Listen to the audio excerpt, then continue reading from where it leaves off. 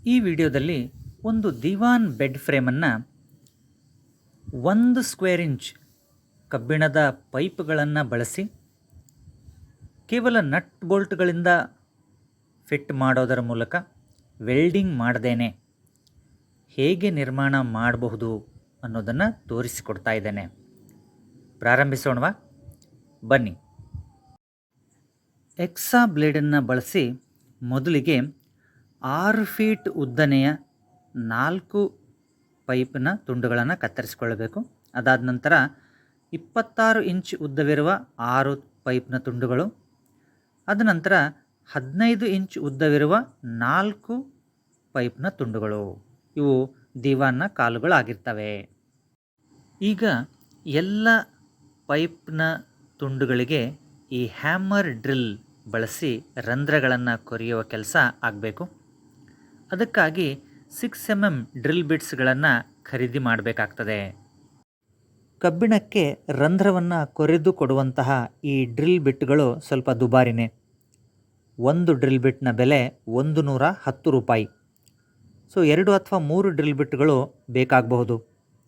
ಆಮೇಲೆ ರಂಧ್ರಗಳನ್ನು ಕೊರೆಯುವಂಥ ಸಂದರ್ಭದಲ್ಲಿ ಕೊಬ್ಬರಿ ಎಣ್ಣೆನೋ ಅಥವಾ ಇನ್ಯಾವುದಾದ್ರೂ ಜೆಲ್ನ ಹನಿಗಳನ್ನು ಆ ಮಾರ್ಕ್ ಮಾಡಿದಂತಹ ಸ್ಥಾನದಲ್ಲಿ ಹಾಕಿ ರಂಧ್ರವನ್ನು ಬಹಳ ಜಾಗರೂಕತೆಯಿಂದ ಕೊರೆದುಕೊಳ್ಬೇಕಾಗ್ತದೆ.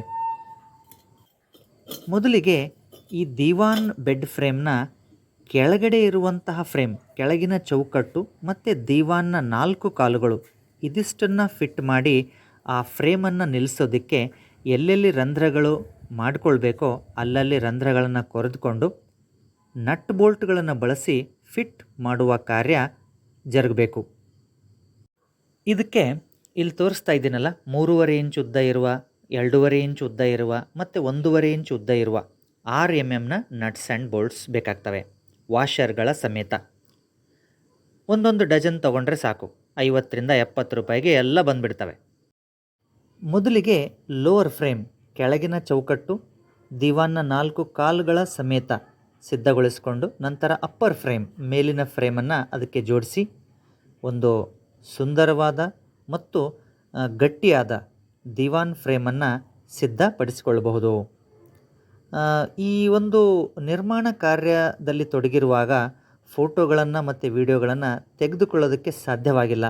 ಅದಕ್ಕೋಸ್ಕರ ಪೇಂಟ್ ಹಚ್ಚಿದ ನಂತರ ವಿವಿಧ ಕೋನಗಳಲ್ಲಿ ಈ ನಟ್ ಮತ್ತು ಬೋಲ್ಟ್ಗಳು ಹೇಗೆ ಜೋಡಿಸಲಾಗಿದೆ ಅನ್ನೋದನ್ನು ತಮಗೆ ತೋರಿಸ್ಕೊಡ್ತಾ ಇದ್ದೀನಿ.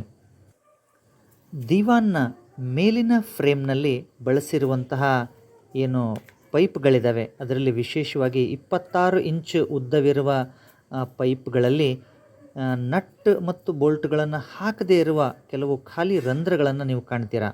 ಅದು ಪ್ಲೈವುಡ್ ಫಿಟ್ ಮಾಡೋದಕ್ಕೆ ಹಾಕಿರುವಂತಹ ರಂಧ್ರಗಳು. ಕೆಲವೊಂದು ಸಂದರ್ಭದಲ್ಲಿ ಮೇಲಿನ ಫ್ರೇಮ್ನಲ್ಲಿ ನೀವು ನಟ್ ಬೋಲ್ಟ್ಗಳು ಮೇಲೆ ಎದ್ದಿರೋದನ್ನು ಕೂಡ ನೋಡ್ತೀರಾ. ಅದು ಪ್ಲೈವುಡ್ಗಾಗಿ ಮಾಡಿ ಅಲ್ಲಿ ಸಾಂಕೇತಿಕವಾಗಿ ನಟ್ ಮತ್ತು ಬೋಲ್ಟನ್ನು ಫಿಟ್ ಮಾಡಿರುವಂಥದ್ದನ್ನು ಕೂಡ ಕಾಣ್ತೀರಾ. ಈಗ ಮುಂಚಿತವಾಗಿಯೇ ಪ್ಲ್ಯಾನ್ ಮಾಡಿಕೊಂಡ ಹಾಗೆ 26 ಇಂಚಸ್ ಬೈ 38 ಇಂಚಸ್ ಅಳತೆಯ 2 ಪ್ಲೈವುಡ್ ಬೋರ್ಡ್ಗಳು ಇಲ್ಲಿ ಬಳಕೆ ಆಗ್ತಾ ಇವೆ. ಮುಂಚಿತವಾಗಿಯೇ ಗುರುತು ಮಾಡಿಕೊಂಡಂತಹ ಸ್ಥಳಗಳಲ್ಲಿ ಪ್ಲೈವುಡ್ಗಳಿಗೂ ಕೂಡ ರಂಧ್ರಗಳನ್ನು ಕೊರೆದಿಟ್ಕೊಂಡು 3.5 ಇಂಚ್ ಉದ್ದವಿರುವ 6 mm ನಟ್ಸ್ ಆ್ಯಂಡ್ ಬೋಲ್ಟ್ಸ್ ವಾಷರ್ಗಳ ಸಮೇತ ಬಳಸಿ ಈ ಕೊನೆಯ ಪ್ಲೈವುಡ್ನ 2 ತುಂಡುಗಳನ್ನು ಫಿಕ್ಸ್ ಮಾಡುವ ಕಾರ್ಯ ಪೂರ್ಣಗೊಳಿಸಬೇಕಾಗ್ತದೆ. ಇಗೋ ದಿವಾನ್ ಬೆಡ್ ಫ್ರೇಮ್ ಸಿದ್ಧಗೊಂಡಿದೆ. ಇನ್ನೊಮ್ಮೆ ಇಂತಹ ಕೆಲಸವನ್ನು ಕೈಗೆತ್ತಿಕೊಂಡಾಗ ಪ್ರತಿ ಹಂತದ ಫೋಟೋ ಮತ್ತು ವಿಡಿಯೋಗಳನ್ನು ಬಳಸಿ ತಮ್ಮೊಂದಿಗೆ ಅನುಭವವನ್ನು ಹಂಚಿಕೊಳ್ತೇನೆ. ಆದರೆ ಇಲ್ಲಿ ಅದು ಸಾಧ್ಯವಾಗಲಿಲ್ಲ. ಎನಿವೆ, ದಿವಾನ್ ಬೆಡ್ ಫ್ರೇಮ್ ರೆಡಿಯಾಗಿದೆ. ಈಗೊಂದು ಇಂಪಾರ್ಟೆಂಟ್ ಕೆಲಸ ಬಾಕಿ ಇದೆ. ಏನದು?